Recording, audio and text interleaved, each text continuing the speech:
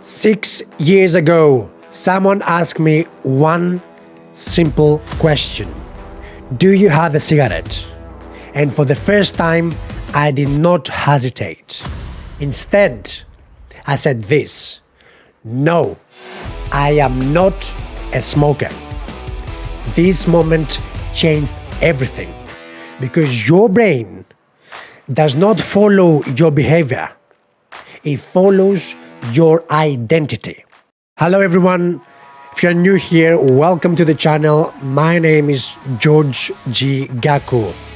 When I explain simple concepts in simple manner, also complicated concepts in cognitive neuroscience, psychology, through my own experiences as well, so it can be available to the public. So I did struggle quite a lot whilst I was trying to quit smoking. It was a part of my identity, and especially when I stopped due to injury my sports on semi-professional level, I indulged myself into this smoking behavior, and then at some point I decided that I want to quit, but every time I found myself to struggle because I used on the short term the willpower and not on the long term the identity shift. So I was going back and forth, doing it for a couple of months and then go back at it, find excuses, and even vape as let's say a supplement. But the idea was to figure out one simple thing: why was I still failing to just keep my promise? And then I thought about it.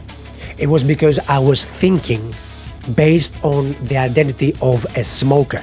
The core idea of the real identity shift wasn't when I was focusing on quitting smoking, but instead reinforcing by stacking undeniable proof to the identity that I wanted to become, the identity of a non-smoker. So if someone asked me, do you have a cigarette? Are you a smoker? I did not reply as, oh yeah, well, I've been trying to quit smoking, yada, yada, yada. No, I completely stopped the conversation by answering in the following manner: I am not a smoker. No fluff, no negotiation of identity, previous identity. I was consistent with that. So that makes sense from a neuropsychological perspective as well, because the brain seeks not cognitive dissonance, two conflicting cognitions, but instead cognitive consistency, which is an alignment with your identity. The reason for that is language shapes perception, perception shapes behavior, and the alignment of the identity filters automatically these decisions, of which are to be a non-smoker.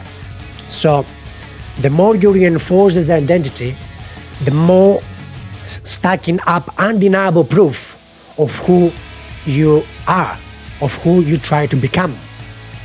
And down the road, 6 years down the road actually, I've stacked up undeniable proof of who I am, a non-smoker. Long story short, the key insight is not resisting the habit when you try to quit smoking, but remove the identity that feeds that particular habit. As a result, you outgrow it.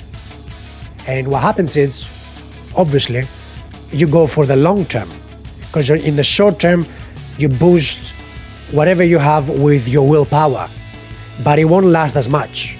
Whereas in the long term, you boost your identity, the desired identity, of which aligns with your decisions by default.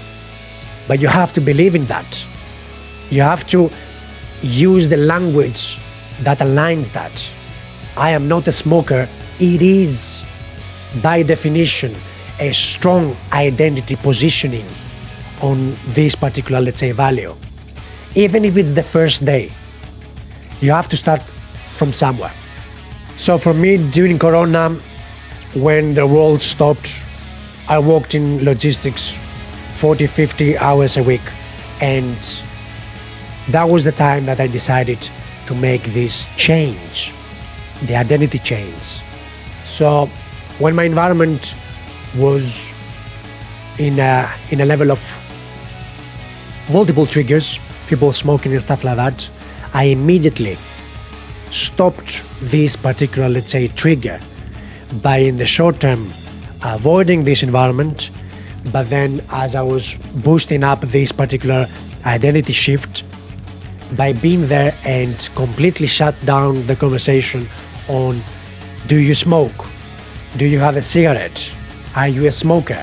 By saying, I am not a smoker. This is really important. The real question, it is not how do I quit?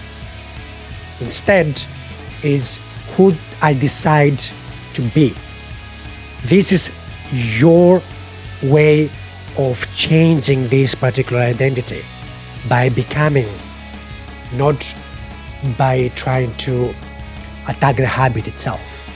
This changes everything on the way how you speak about yourself, to you, to the self, but also towards others, your responses, the language that you use, your perception based on the language, the perception in relation to behavior, and finally, the alignment of your behavior with your core identity that filters all these decisions by default, not as a cognitive dissonance, no, but as a cognitive consistency. And then the brain will follow these patterns. So ask yourself this reflective question: who do I decide to become? If this resonates with you, comment below. I would like to know your own journey. And of course, if you found this valuable, like and subscribe so that I can make more videos like this. Until the next one.